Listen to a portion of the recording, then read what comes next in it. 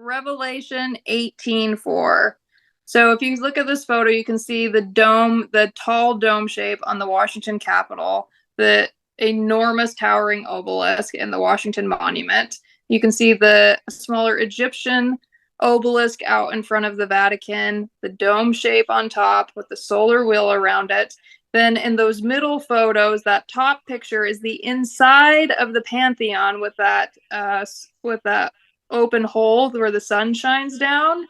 And right below it is the Roman Pantheon. You see how it's a smaller dome? The Pantheon's actually like a circle. It's like a perfect cylinder, like a perfect ball inside of it, but it only has the top half of the ball above ground, which is interesting. But has that ball on top and the Roman and the Egyptian obelisk out in front of it, which inspired the Vatican and the Capitol. And then over on the left is an obelisk out in front of the Karnak Temple now, which is where Moses, and that thing was being built over 1,500 years. But, you know, Moses saw the Egyptians or not, the Hebrews back at the time before God brought them out of Egypt were helping make those bricks that built that temple. That's true. They were building the temple for the worship of these sun gods. And then you see the sun gods carried forward into the Roman Catholic Church claims to be the vice regent of God and Jesus Christ.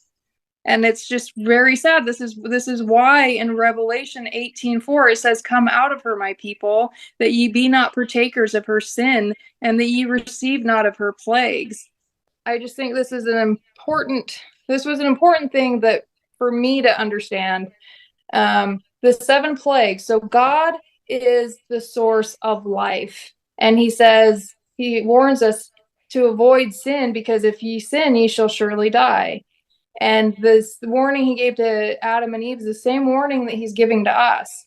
Us coming to understand what life is and what sin is a huge part of this journey. So there were the 10 plagues in Egypt, but the 7 last plagues are 7. And how fascinating is it that in the beginning, in Genesis, because Genesis is the beginning of everything that happened on earth, and Revelation is the fully developed from a serpent to a dragon, from the Tower of Babel to Babylon. You know, you see this growth into like from the seed to the full-grown tree. But God came and took an earth that was void, lifeless, and in 6 days he put life into it, and then he actually built the Sabbath into time, because the things that God makes aren't something that we as humans and finite beings can change. We can't change the Sabbath any more than we can change the days of the week or time. We can pretend to. Satan tries to pretend to, but that's not how it works. And but anyways, so in 7 days God created the world, and then you see at the close, when everything closes out, those, like, the 7 last plagues are God taking the world that he gave life to and taking it back to void. It's taking the world back to void. It's taking it back to the state that it was before God put his life into it.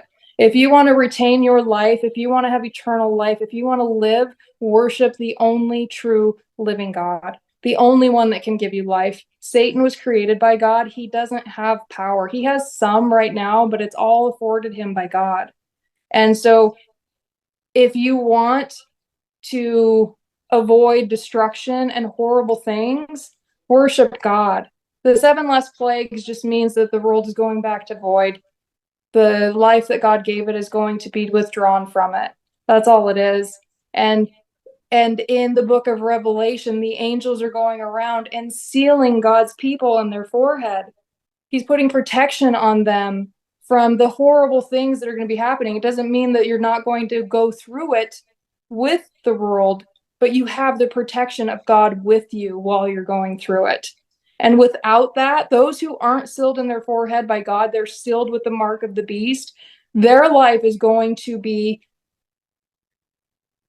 experience the time of trouble in the most horrific, terrifying way imaginable.